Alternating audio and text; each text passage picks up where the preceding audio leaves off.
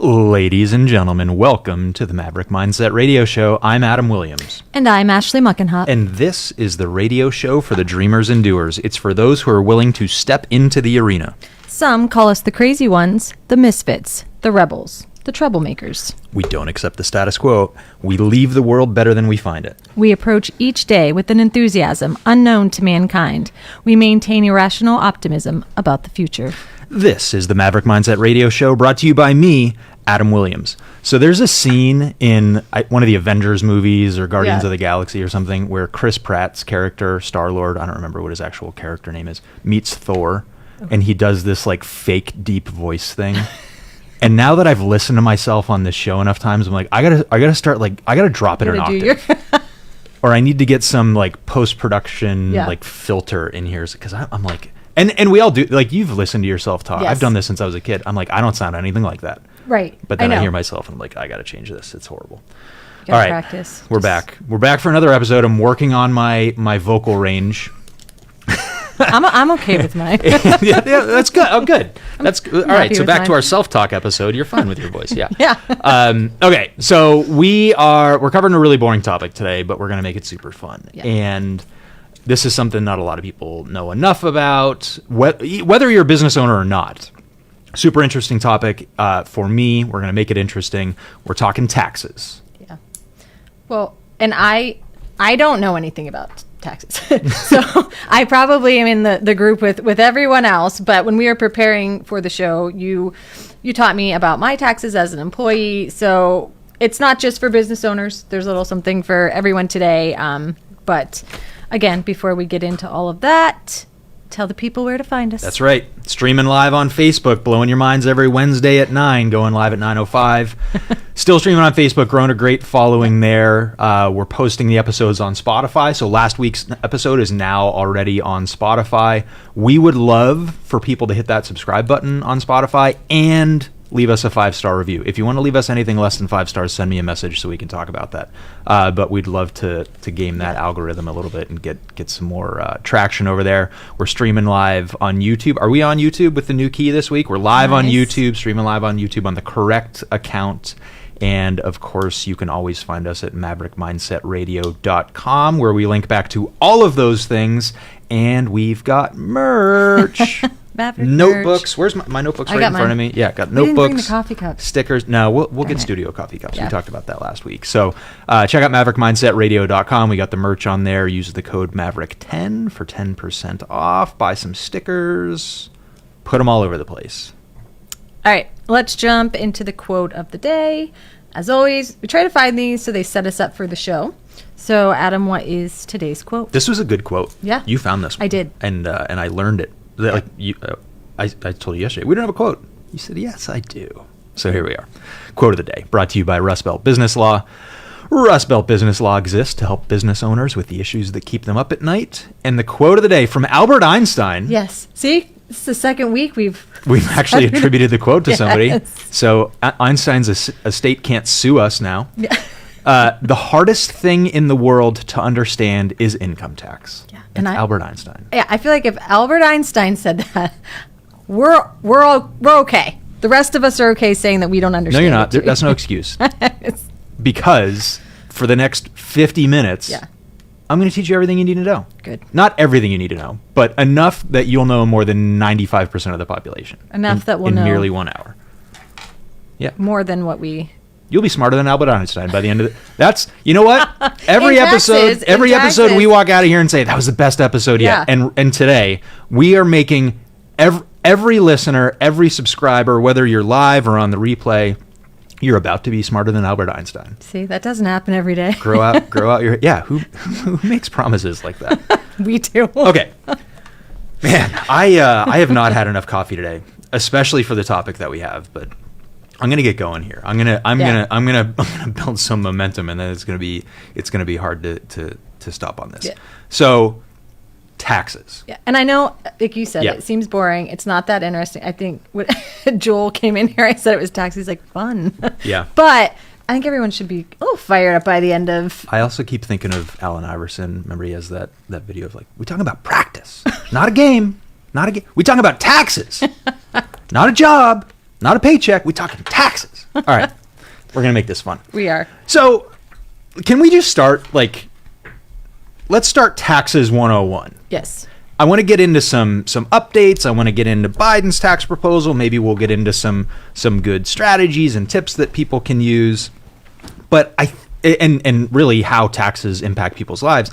But I want to start with the fundamentals here. Yeah. Taxes 101. Keep it We're simple. talking taxes. Did you know? No. Yeah. All right. That was rhetorical. I knew that you didn't know. There's basically two reasons that taxes exist. Okay. Can you tell me what one of them is? Well, it's a revenue generator. Okay. Right. Also, when you shrug, nobody can hear Oh, that that's on the right. radio. That was an audible shrug. I I told don't you know. It was that. It was that emoji of the shoulder shrug. That's what you just gave me. Wish this So- could pop up on our Facebook. Yeah. All right. So taxes are a revenue generator. Okay. Duh. Right? Like that. We take some of the money that we earn, we give it back to whatever federal, state, local, municipal government, and they use that to fund the things that the government does. Okay. That's easy. That's pretty fundamental to this. But the other reason that taxes exist, and this isn't just income taxes, this is sales tax, this is property tax, this is taxes on cigarettes, is they can create an incentive and a disincentive for people. Okay. Meaning if the government wants you to stop doing something, they will tax it more. Like smoking. Smoking's a great example.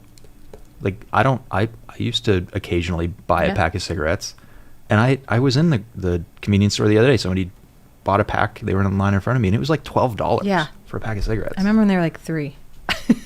Did you buy cigarettes? I Were did. you a smoker? Yeah. I was. You're Yeah. such a bad kid. I love it. Maverick. All right.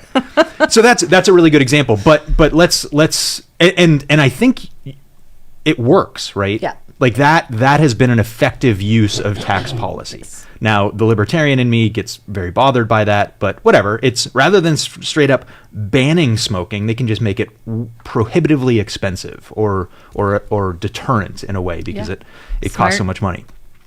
But there's also programs out there, and you hear some of this from politicians, where when they want businesses in particular to take certain actions, they will incentivize that. So, for example, I think it was earlier mid-90s, the airplane and helicopter manufacturers in America were struggling.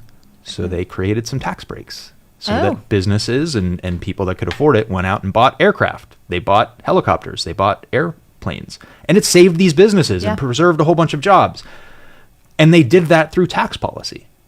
So purpose number one of taxes is revenue generation. Purpose number two is to create incentives and disincentives. And when we talk about some of the updates and pending things that are going on right now, as an example, and I'm diving deep into this, but we're gonna pull back out of the deep end in a second. There's some pending legislation right now that passed the House back in January. The Senate's sitting on it. They may or may not pass it. But there's something called the research and development tax credit. Okay. And the idea is it allows businesses that do research and development. They experiment, they invent things, they prototype, they take risks, they invent without knowing, or invest without knowing whether the thing's actually going to work, right? Well, there's already some inherent risk in that. Yeah. But the way that the tax system works in America is without these credits and incentives in place, they actually can't write off those expenses that year. They have to stretch them out over 10 or 15 years. Wow. So not only are you putting a whole bunch of money at risk, but the government says, sorry, you don't even, even if that doesn't get a return, you don't see the tax benefits for this years. year. It's stretched out of years. So one of the things that they want to re-implement or change or re-up, because it's always a moving target on this, is say, if you do that, if you take that risk, if you invent something, if you're working on a vaccine or an app or an invention and you have to test this thing, we will allow you to write it all off in 1 year. Which I think that's good.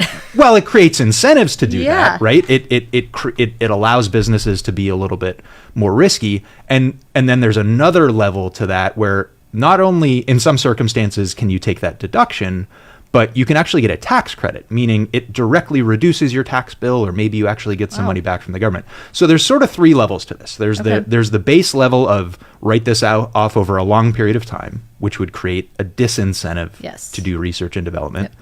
Then there's the we'll let you write it all off this year, which, okay, that's going to spur some investment, right? Business owners tend to make, not just business owners, but large corporations that are owned by millions of people are going to make logical decisions to invest. And then the next layer is, not only will we allow you to deduct this, but we may actually allow you to further reduce your tax bill with credits. In order to do this. So that's tax 101. Why do they exist? Revenue generation, and to get people to do things or not do things that we believe they should be doing or not doing. Does that make sense? Got that? So it's almost like a control thing. Well, it is, but it allows, there's still freedom of choice there. Yeah. Versus outlawing something, right? Right. I remember when I was in law school, that was when they started passing those laws, mostly local, that said you can't smoke in restaurants, right? Yep. You had to sell you couldn't sell a certain amount of food or whatever the rules were. Yeah. But like that was a straight up ban. Yes. Like you can't do this. I remember that. Versus just making it really expensive to do it. So again, you get a little bit of choice. There's a little more. I could still walk into Eaton Park and light up a cigarette, but they're probably going to ask me to leave somewhat aggressively. So, okay, cool. So that's step one. Now let me really aggravate you. Okay. Not just you, but all of our listeners. So it is May 15th. We are a month out from tax day. And most of our business owner friends, especially the ones that made a good amount of money, just wrote a big check to the government. Or they're on extension. Even if you're on extension, sometimes you still have to write the check. They've been making quarterly payments. So explain that extension, meaning they didn't have to pay when it was due. That's a good question. So all of us have to file our income taxes on April 15th, but you can ask for more time. And there's a lot of reasons.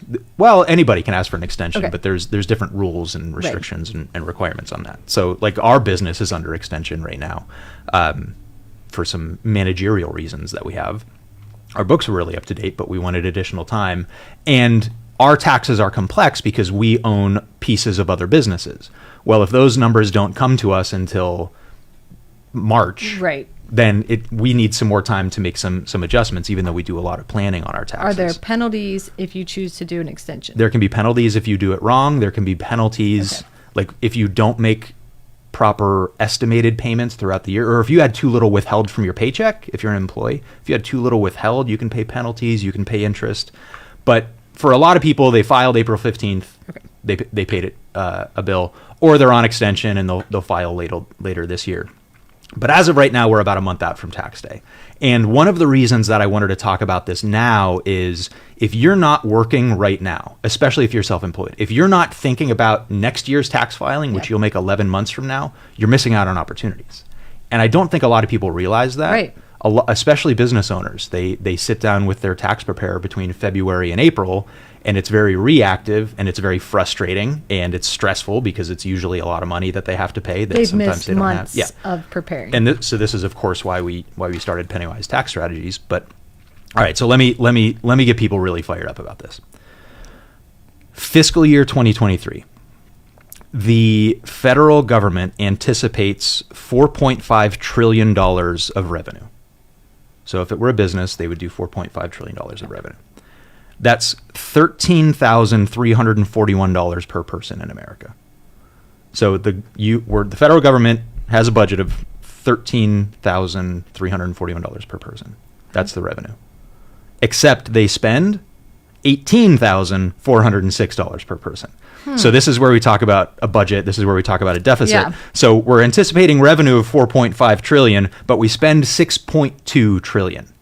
And that gap we go and borrow from other countries and things. It's a little scary when you think about that. It's crazy. Imagine if your household income was $45,000 and you spent $62,000. It's the same numbers, just with fewer zeros there. Like that's... So we're in debt. And it's getting worse. It's getting worse. How do they make... I mean, we borrow it, but where then? Don't ask that question.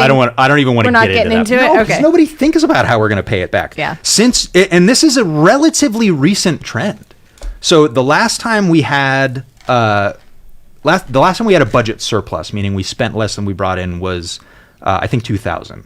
Since 2001, we have had a budget deficit, meaning we're going into debt, we're borrowing more year after year after year. Every year. And usually it's a bigger number every single year. Yeah. That's really exciting, isn't it? No, it's good. It's scary. About, I want to know. About half of that revenue, about half of that 4.5 trillion comes from individual income taxes. So me and you, right? When we pay our tax bill, about half that 4.5 trillion. 37% comes from payroll taxes, meaning what's withheld from a paycheck, or there's an employer contribution. So if I pay you, $100, I've got to pay a few dollars in tax. On top of that, you've got a couple bucks withdrawn or withheld. I add a couple extra dollars to that. So 37% comes from that payroll tax, and that's usually to cover things like Medicare and Social Security. Okay. So we hear a lot about Social Security running out of money, and we hear a lot about people who are of age collecting their Social Security checks, or even Social Security disability checks in some instances. So that's about 37% of the revenue. And then about 10% of the revenue is corporate income taxes. And I think people hear half the revenue is individual income tax, 10% is corporate income tax, and they think that that's probably like that's unfair, that's imbalanced. Right. But think about the number of corporations that actually exist out there that employ people. Yeah. Most people, literally, like statistically, most people are employed by small businesses. And my small business is set up in such a way that we don't have corporate income tax. Okay. We just pay individual income tax on the profits that we have. So 10% corporate income tax, that's really big companies. That's the Fortune 100, Fortune 500 companies. So they're paying a lot. Dollar-wise and per large company. Yeah, it's a good chunk of money. And actually, that's a good question, because we have what's called a progressive tax system, and I have the statistic here in front of me, but we have what's called a progressive tax system, meaning the more money that you make, the higher your tax rate is. Right. So the top 1% of American taxpayers, top 1%, their effective tax rate is 29%, meaning of every dollar that they make, 29% of that goes towards taxes. The bottom 20% of the population pays 3% income tax. So much, much, much smaller dollars, because it's a lower income amount, and it's 1/10 the percentage. It's 3% versus 29%. So you hear people complaining that all these large corporations, they don't have to pay anything. It's all that's false. There is a lot of falsehood to that. Yeah. Now you can cherry pick statistics, and I'll give you an example. A couple years, was it 2020 or 2021? I don't even remember. I think it was 21. Our business return showed a loss because we were investing in the programs that are coming back around now that have created a lot of income. So yes, in that year we didn't pay income tax. Okay. But we lost money. Like we were reinvesting in the business. Yeah. So that happens with big corporations too. They invest in things, they take risks, they do some accounting wizardry too, which is beyond the scope of what we're doing today. But yeah, they will invest, and so they take the risk that they may not always make money. So yeah, there are some years where they make some investments, or they take advantage of the incentives that the government has created through the tax code to do certain things, right? And that's going to reduce their tax bill. So yeah, it is kind of a myth. So getting back to the spending, we talked about $18,000 per person, like per American, federal government spending $18,000. About $4,000 of that is for Social Security. So the folks that are collecting Social Security, about $4,000 annually per American goes towards that program. About $1,900 of that is interest on that debt. So every American, on average, is paying $1,900 just on the interest on the debt that the federal government has incurred. That's lovely. Now, of course, we looked at your taxes yesterday. Yeah. You've got kids. You don't pay a whole lot of income tax, so your number is going to be lower. Right. My number is going to be higher, but on average, $1,900 per American just on interest on debt. And then one that really fires me up, and I'll get angry emails about this, of the $18,000 per person, $3,300 of that is for national defense. So call it $5,000 between national defense and interest on debt that we're spending. So when you hear people talking about, and listen, I don't I don't really care what your position is on the various wars that we're engaged in, right? That's, again, beyond the scope of a tax conversation. But the math, when we talk about sending hundreds of millions or billions, I don't know that we've reached trillions with other companies, or with other countries, but when we talk about sending this money over to support other countries' wars, that's $3,300 per American that we're spending on that, which is so interesting. Okay, probably a topic for another day. Yeah, that's because there's a lot. That's there. a topic for happy hour. Yeah. All right, let's talk about tax rates a little bit, because we talked about it's revenue generating. We talked about the myths of certain people paying more and certain people paying less. So let's talk about tax rates, tax brackets, because I think this is a common misunderstanding. There's a difference for people. They go hand in hand. Okay. If your tax bracket will dictate your tax rate. Okay. But a lot of what people don't understand is these are what are called marginal tax rates. And in fact, what I should do is like screenshot this or throw it in a spreadsheet and post it on our various social media accounts. So actually, good time to check in, Maverick Mindset Radio. It's May 15th. We're a month out from tax day, and we're still talking taxes. We're talking about taxes. Not a job, not a business. We're talking taces. Maverick Mindset Radio. It's going to be in everyone's head. I know. I love it. Sometimes I say things that I don't put a lot of thought into. Yeah. Right. It's in some ways it's a lack of filter. So I said in passing at one presentation one time that I want to defund the IRS. And I have had a lot of people who remember me saying that and get really fired up. So I started saying it more because I'm building a following. I want to do it legally. I want to do it within the scope of the law. This is not an insurrection. And like I said, people think they're loopholes, but there are incentives and disincentives in the tax code that you can take advantage of. That are legal. So that are legal, yeah. Or, it's not black and white. There's gray area. Right, so how close do you want to get to the, there's how some, far do you want to push it? Exactly. And that's an individual conversation. I like to push it a little bit farther. Jackie likes to be a little bit more conservative. We're a great team. So you can regard. find that perfect balance there. All right. So let's talk about tax rates.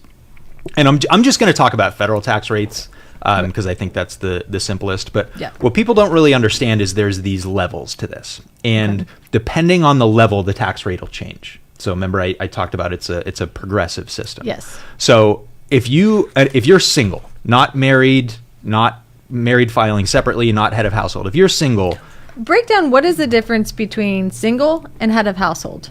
I don't know, because I've heard that. I don't know. Like I'm not a tax preparer. That's We'll ask Jackie. Yeah, exactly. It's a button that you click on the form, and if your tax preparer has good software, it'll tell you what the difference is and whether you can actually take advantage of it. Yeah.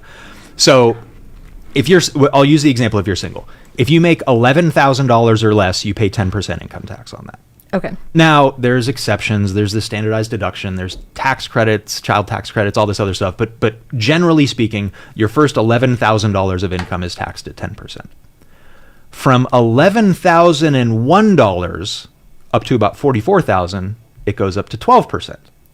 But this is what's confusing to people. They think, well, if I make $11,000, I'm taxed at 10%.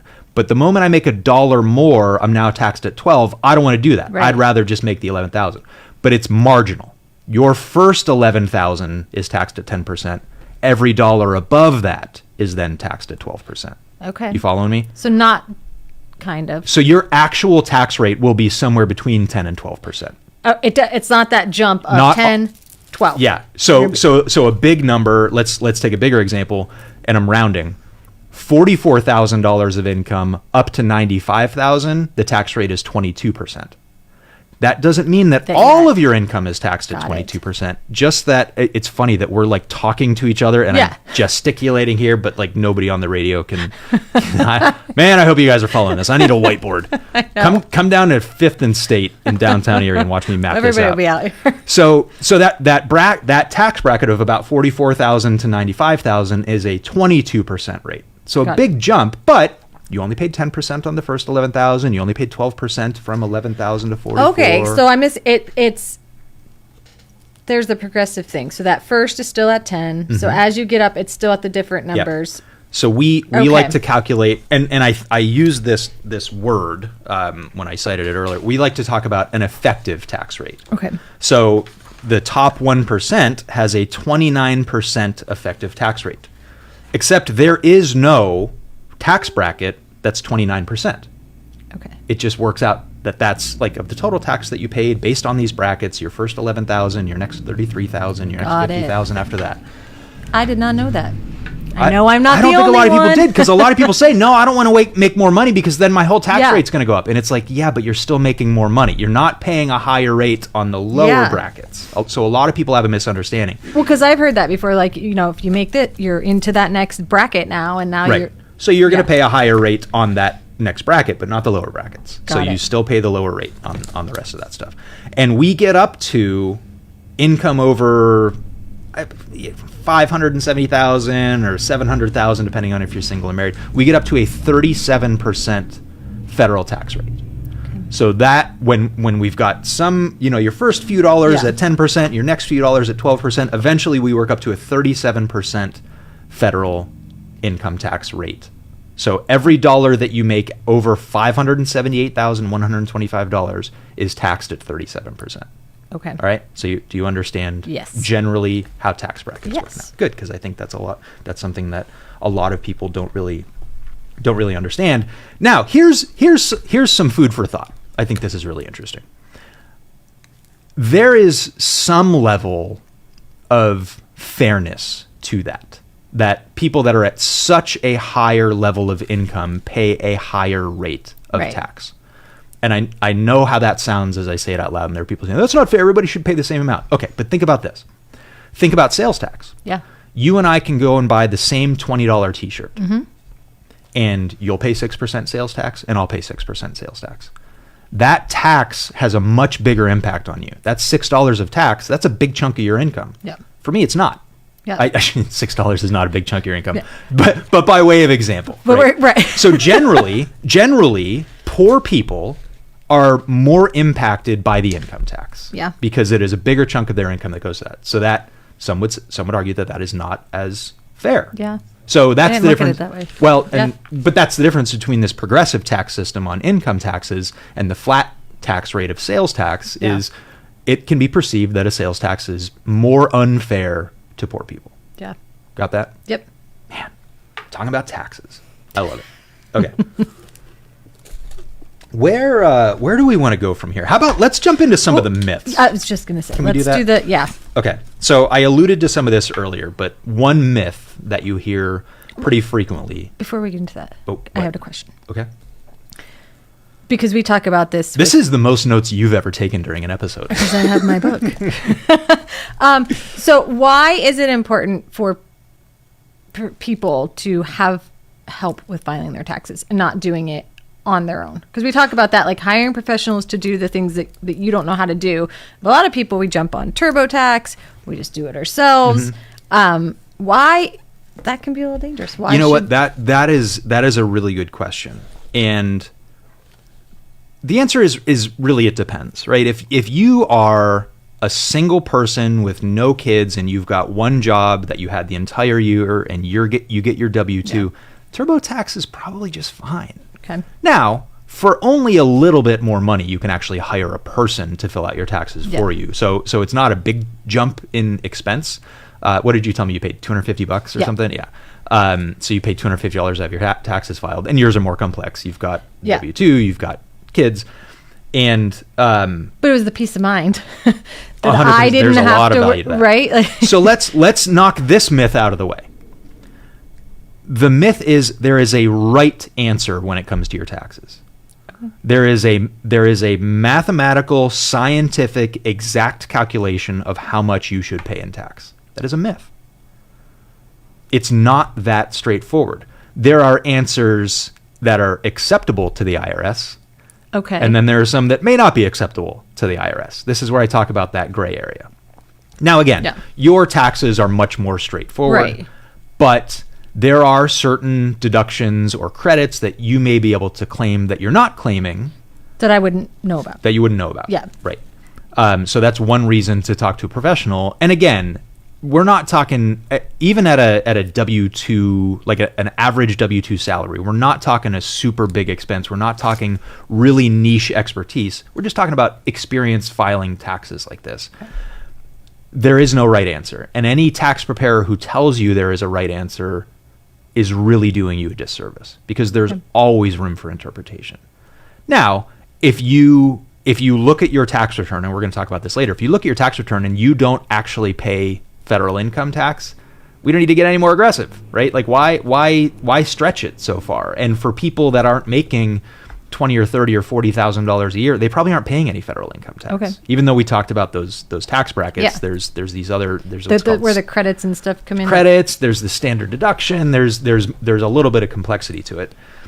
And here's another myth, actually, because I was reading about this as I was preparing for this episode. People talk about simplifying the tax code. For the average American, it doesn't need to be simplified. It's to be able to take your taxes to a tax preparer, and for $99 or $250 or maybe even $500 to have your taxes filed, that's not very complex. That's not very difficult, right? Where they talk, I'm not really sure I understand where this simplifying the tax code idea comes from. Yes, they're always adding more complexity to it, but the complexity impacts those big corporate filers. The complexity impacts those people that may be self-employed and maybe making $1 million a year. There's a lot more gray area that we're getting into there, right? That's where the complexity comes from. But it's the idea of simplifying the tax code is very misguided. It's not really something that needs to happen. Because again, I'm going to spend an hour today explaining taxes to people. Nobody should take this and go and file their own taxes based on that. But they should be able to ask questions of their tax preparer to make sure that they understand it. So one of the benefits of hiring a professional is, instead of trying to get the right answer, they can get the best answer for you. Yeah. And we've seen this with a lot of business owners, especially before we launched Pennywise, because I don't know why. I think it's just because I complain about taxes a lot, so people felt like I was my ears were always open for their tales of woe.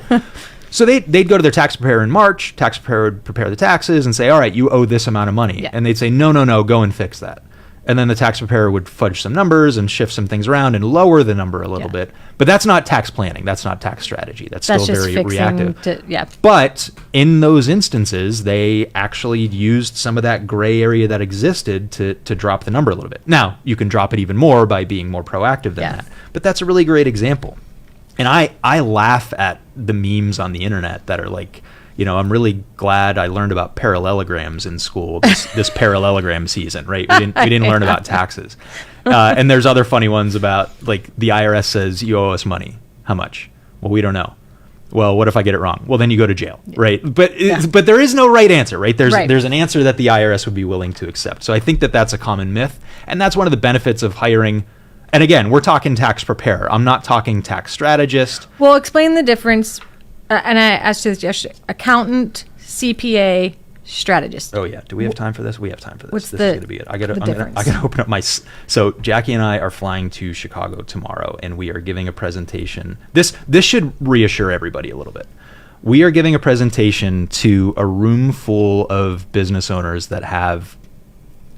The goal is $10 million businesses. There's a lot of $5 million businesses in there. So we're talking sophisticated businesses. We're talking people that have 20 or 25 employees and they're in professional services. What I am about to explain to our listening audience is exactly the same thing I'm going to tell them during this presentation on Friday. We've got an hour with them. We're talking tax strategies, but slide number 4 is here's the different types of accountants. Okay.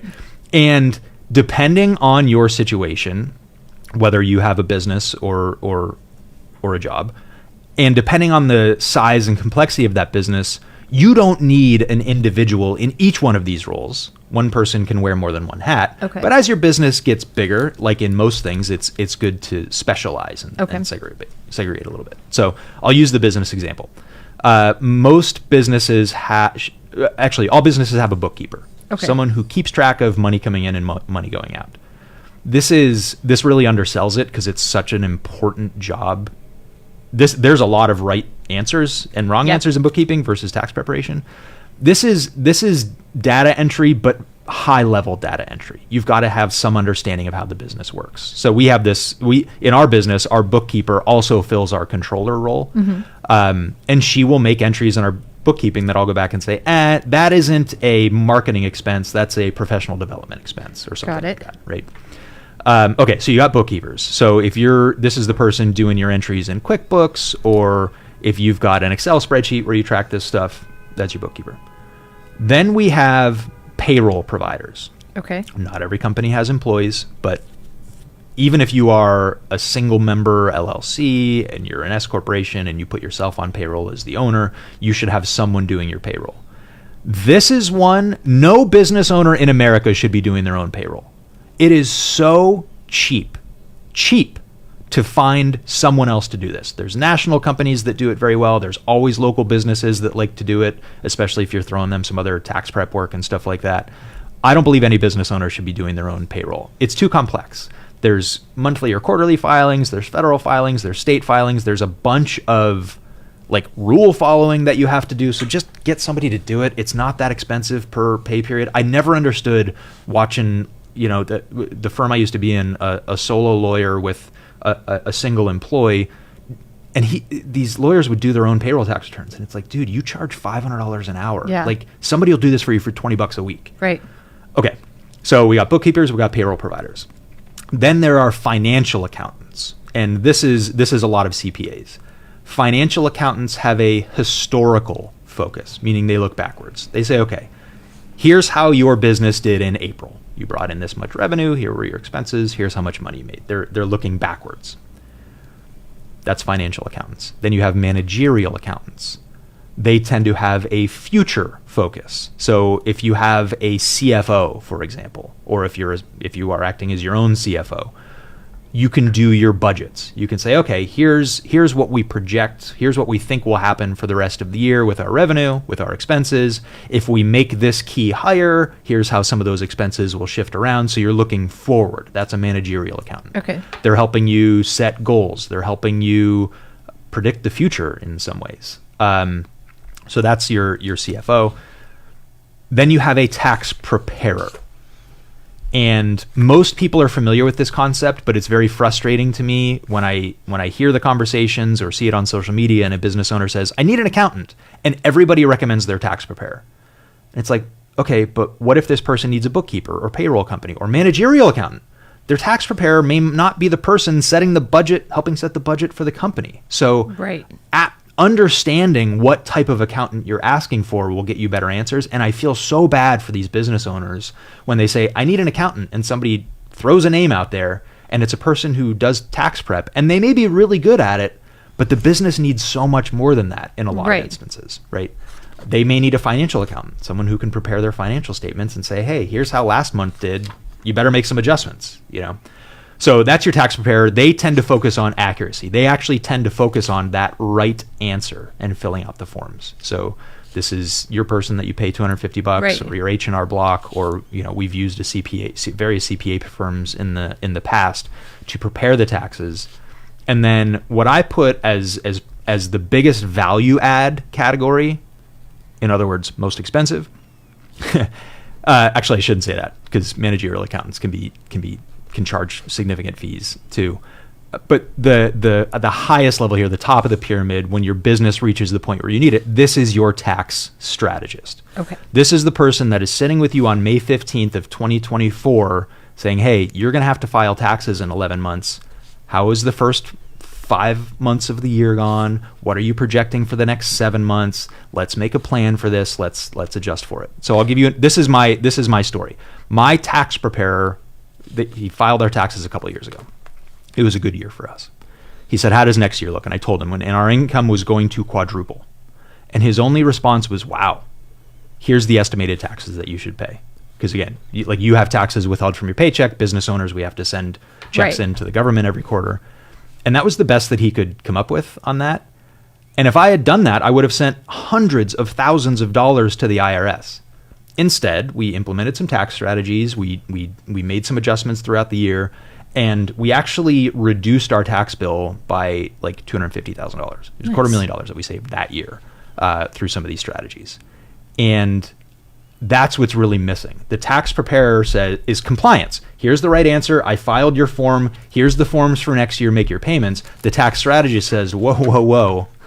how can we put more money into your pocket to fund your business, or how can we continue to defund the IRS? They're also the person that is looking backward, looking forward. It's a little bit of both. Telling you that, if you don't have a payroll provider, probably should do that because you're not making the best choices in order to make sure things are correct. Or if you projected you were going to make $300,000 this year, and we're halfway through the year and you've only made 75, well, we should be adjusting your quarterly payments, or we should be adjusting the plan a little bit because your tax bill will be lower just by virtue of the fact that you didn't make as much money as you thought.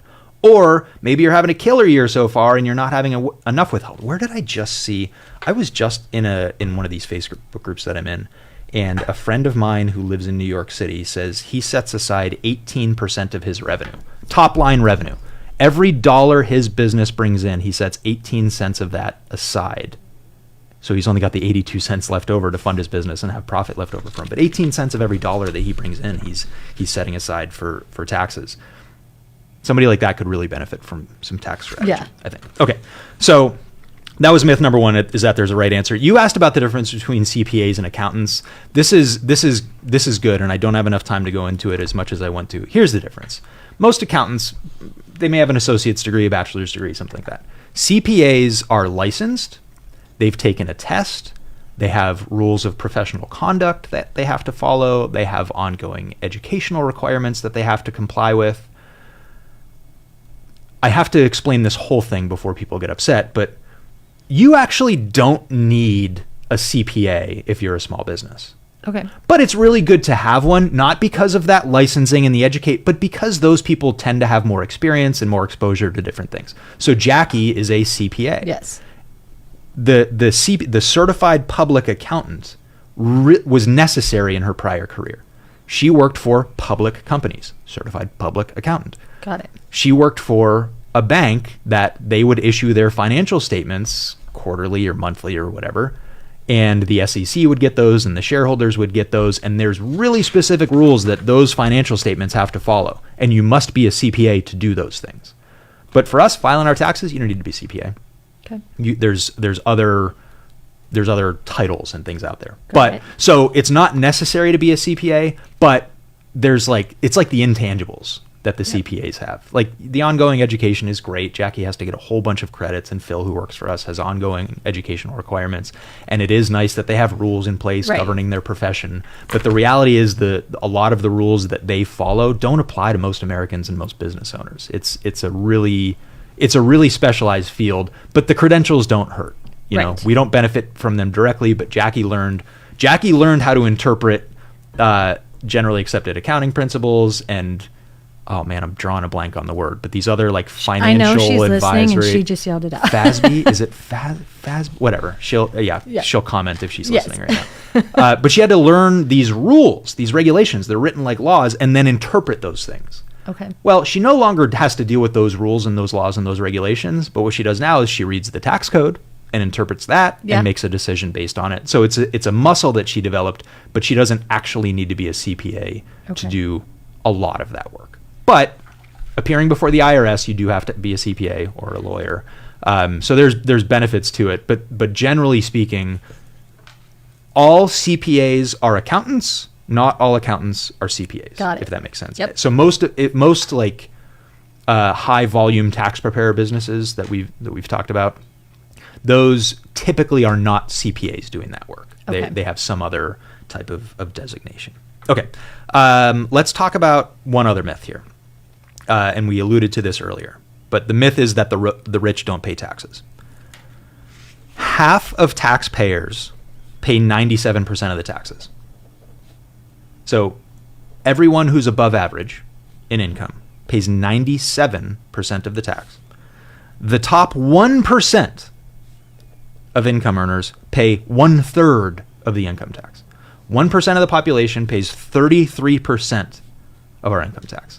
And again, there are exceptions, there are anecdotes, there are off years, and we love to talk about those. But the reality is the people with really high income pay a whole bunch of income tax, disproportionate to the rest of America. And again, we talked about it being a progressive system, so they tend to pay at a higher rate. Okay.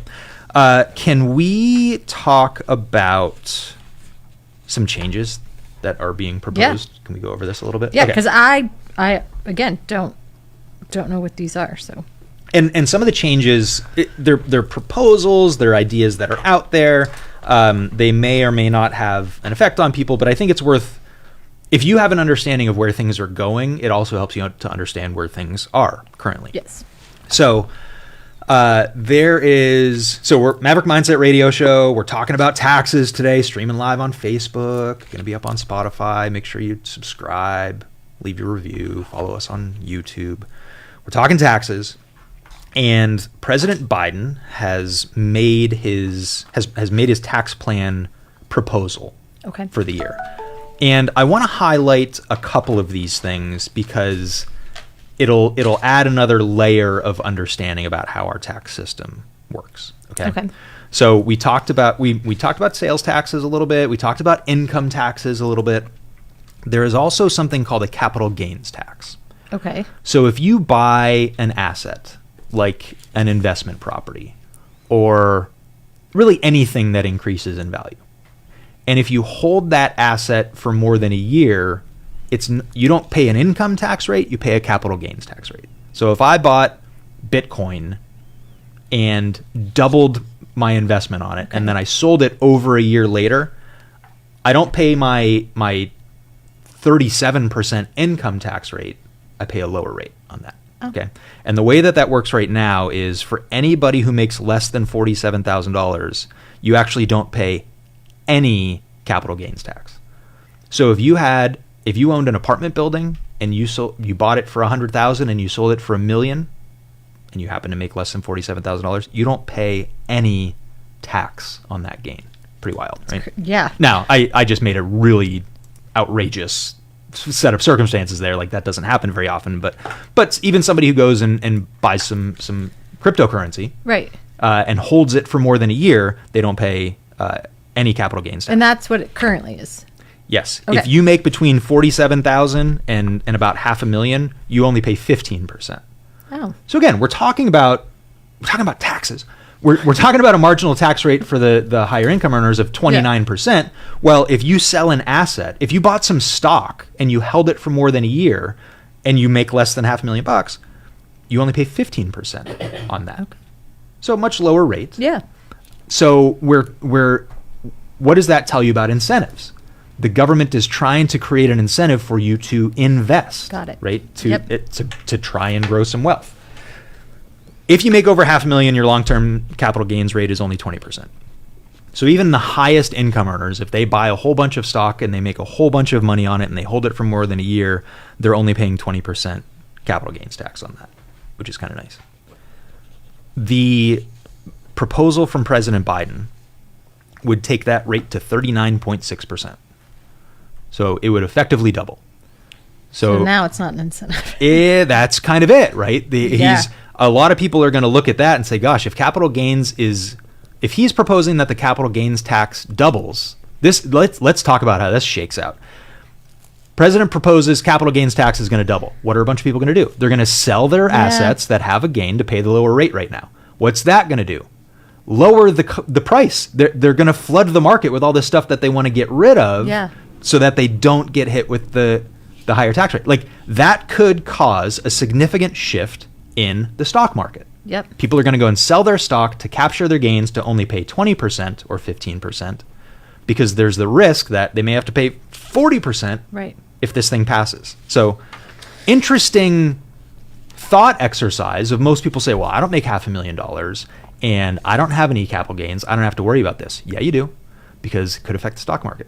Yeah. Could affect investment properties. It trickles down into other things. People get triggered by the phrase trickle down, but that's 100% what it is. Well. Okay. Next proposed change, that top federal tax rate, currently 37%, he is proposing increasing it to 39.6%. Only a couple percentage points, but we're talking significant dollars, and he wants to increase the Medicare rate. So that would go from 3.8 to 5%. So if you make over $400,000, that's a 4 percentage point increase in your tax rate. And in a high inflation environment where there's a lot of economic uncertainty, and jobs are all over the place and the cost of doing business is all over the place, and now suddenly every dollar that I make, I have to give more back, can really cause a lot of disruption here. All right, last one. This is a big one. This actually affects more people. This is not just something that affects the wealthy, right? There's a concept in the tax code. I'm going to go through this one quickly. It's called the 1031 exchange. Okay. And it allows you to defer your gains, meaning not pay taxes. So I'll use the real estate example. If I have an investment property and I sell it at a gain, so if I bought it for $100,000 and I sell it for $200,000, I can take that $200,000 and buy another investment property and not pay taxes on that gain. You've put it into something else. Yep, I reinvest it. So my parents did this. They sold a piece of real estate in Erie, had a significant gain on it, and reinvested that in some other investment properties between here and Florida, right? It was a huge blessing for our family to not have to pay tax when this building got right. The business, the building that my parents' business was in for 30 years. They're talking about doing away with that. This is a very common strategy, even for mom and pop, like real estate investors that may own a couple of investment properties. It depreciates over time. Like, they're allowed to take deductions on it over time, which lowers their basis, which will increase their gain. I'm getting pretty deep into it. And then when they go to sell that, they'll usually flip it into a different investment property, maybe something bigger, maybe additional properties.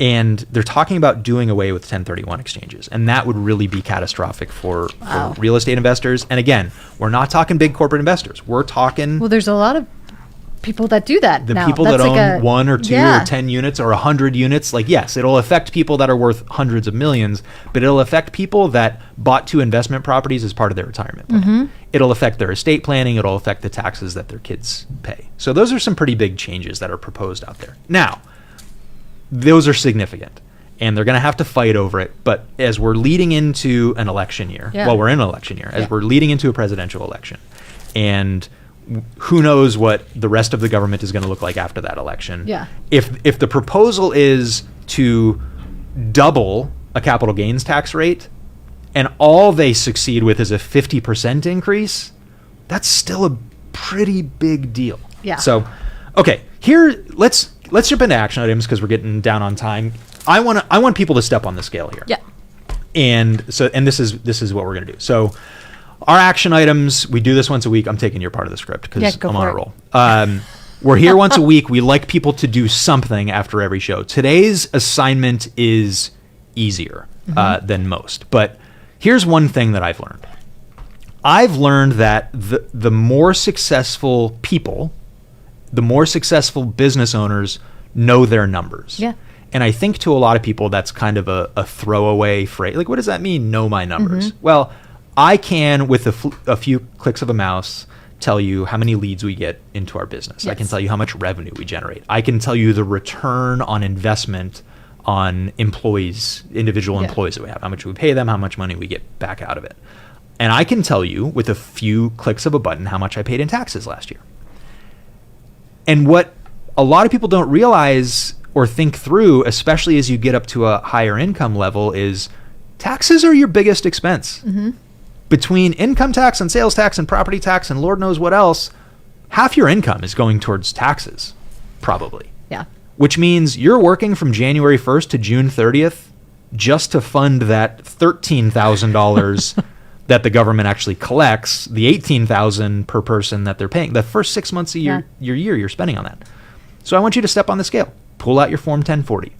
Every person who files taxes files a Form 1040. It's the individual income tax return.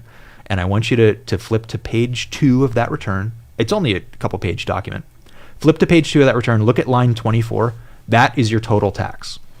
And a lot of business owners get confused because they may send a check in for $30,000 on April 15th and say, wow, I paid $30,000 in taxes. Yeah. Except they forget they had taxes withheld from their paychecks. Yeah. They made quarterly payments. The real number is line 24 on your Form 1040. Pull it out. Look at that.